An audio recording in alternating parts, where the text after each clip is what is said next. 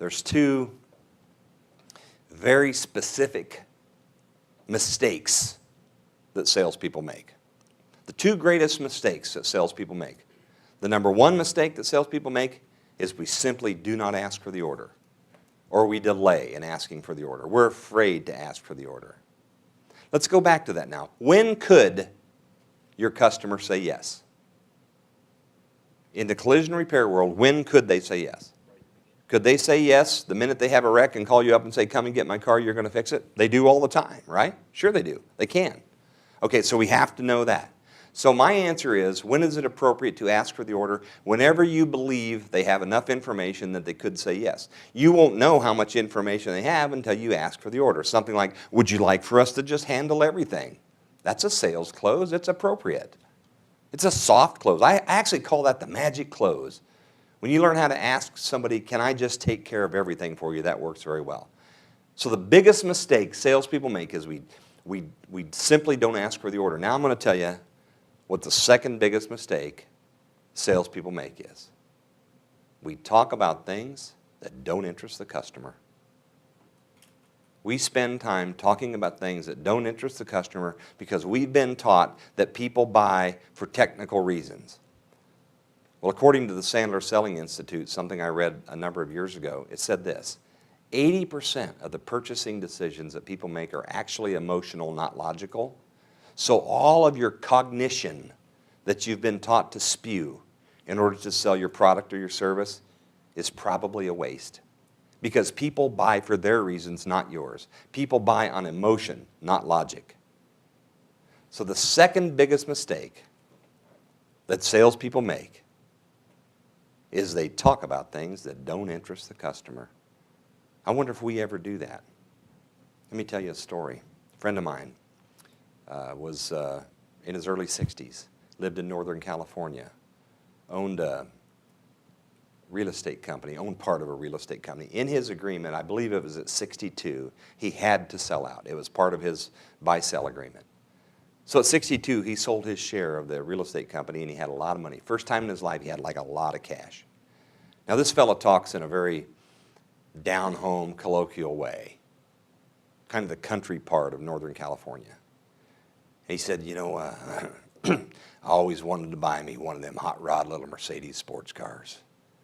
But he said, I never wanted to buy one when I was selling real estate because I didn't want to look too flashy. You notice he and I are just alike. He said, I didn't want to look too flashy, but he said, I always wanted me one. This is a little bit like somebody going out and buying a boat or a watch or, you know, something that marks this very important time of their life.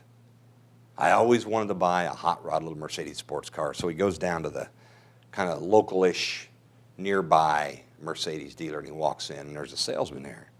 The salesman says to him, can I help you, sir? And he goes, yeah. He said, I think I want to buy one of them hot rod little Mercedes sports cars you're selling right there. Car's sitting right outside the showroom window. To which our salesman says, okay, sir, let me see if I can find a brochure for you. And he goes and gets him a brochure, and he starts talking to him about some of the technical advantages of this car. Now think about it. If you're a salesman and somebody just pointed at your product and said, I want to buy me one of them, do they need a brochure? They need to move on with the sales process. It don't get no better than this. This customer's already said yes in his heart. Salesman says, yeah, let me grab a brochure and show you. This car is really neat. You know, it's 2012 model. It'll get to 24 miles a gallon while out on the road, and it still has 400 horsepower. So he's telling him that the car gets good gas mileage. Now, my buddy's, in his mind, is telling me, he says, I'm thinking, you know, I'm going to spend $100,000 for this car. I really don't care if it has a 5-gallon gasoline toilet on top of the engine, and every time I step on it, it dumps it out on the ground. He says, I can afford it, you know. I don't care if it gets good gas mileage. It has nothing to do with why I'm buying the car. But he says, I do what customers do. I fake like I'm interested in what the salesman is telling me. This salesman who's talking about things that don't interest the customer. He says, oh, okay, well, that's interesting. I'll keep that in mind. But being a professional seller himself, he's kind of turned off by this sales approach, so he leaves thinking, you know, I'm just go down into San Francisco and buy a car. They got professional salespeople down there, and that'll be a lot better for me. So he leaves. He goes home, talks to Barbara, his wife. Barbara says, how'd it go? Did you buy your car? And he says, nah. He says, those people don't know how to sell a car there. They want to tell me about gas mileage and stuff, and I just wanted to buy the car, so I'm going to go down to San Francisco a couple hours away and buy a car. No, you are not, says Barbara. You get back there and you make them sell you a car, because I'm not going to listen to you whine and complain every time you have to deal with San Francisco traffic to take this thing to get it serviced. Now get back there. Next day he goes back there and he walks in. He gets salesman number 2. Salesman says, "Can I help you, sir?" And he goes, "Yeah, I think I want to buy that hot rod little Mercedes sports car sitting right there." To which our salesman says, "Okay, sir, let me get a brochure for you." So they'd had a real technical word track taught. So they give him a brochure, and this salesman talks to him about the brakes. You know, he wants to tell him about these newfangled disc brakes that are bigger and cooler and they stop better. And he says, you know, in his mind, at this point, he doesn't even care if it's got brakes. He wants the car to go. This guy wants it to stop. We're at different ends of the world. But he says, I do what I did before. I took the brochure. I looked at it. I faked like I was interested. I was trying to be nice. And yeah, okay, well, that's interesting. I'll talk to my wife about it. I'll see you later. Bye. And he leaves.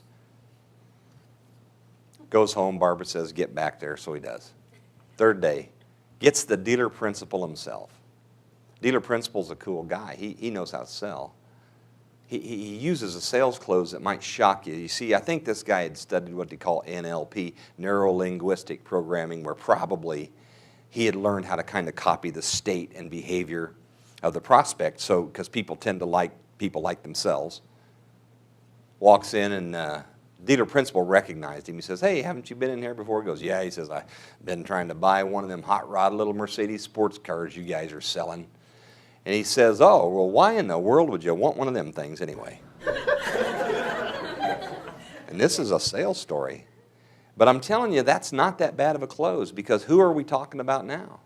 When you ask the question, why in the world would you want one of them things? You probably wouldn't say it that way. I wouldn't say it that way. But isn't that a better sales close than just parroting on a whole bunch of crap, techno-weenie stuff that you care about?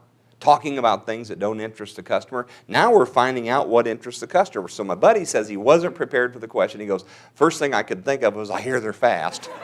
And the guy says, "Yeah, they're fast." And they describe some hill outside of town where you can stomp on it and it'll pin you back all the way down to the bottom of this San Ramon Hill or whatever it's called. He said, so this guy kind of got, he says, another little trick the guy used, which was good salesmanship. He says he goes out and he puts the key in the door. And now keep this in mind, 80-degree day, Northern California, brand new car, sun shining, drops the window about this far and stops and says, "Take a whiff of that car."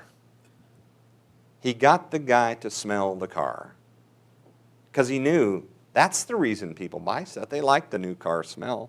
They like that heat coming off of that leather interior in a Northern California sun. So he says he gets to buy the car. And he's driving home. And he said, you know, he understands sales. He knows that people buy for their own reasons, not the salesperson's reasons. And as he was discussing with himself as he's driving the car home, why is it that I really wanted to buy the car? And he finally came to the conclusion, and it may surprise you, the conclusion was because he hated his neighbor's guts.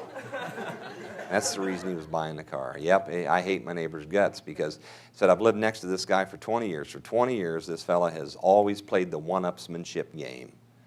You know, like I get a new lawn tractor last year, a John Deere, and he goes out immediately and buys a better one, and always saying his lawn tractor is better than mine. And he says, you know, I really know that he wanted the car, because he's the first person that had showed me a brochure on this hot rod little Mercedes sports car and said that was his target when he could finally afford it. And I know he can't afford it. He's upside down in his car right now, and I can, and I wanted to be the first on the block to get this car. But he says, I'm not going to tell a salesman that.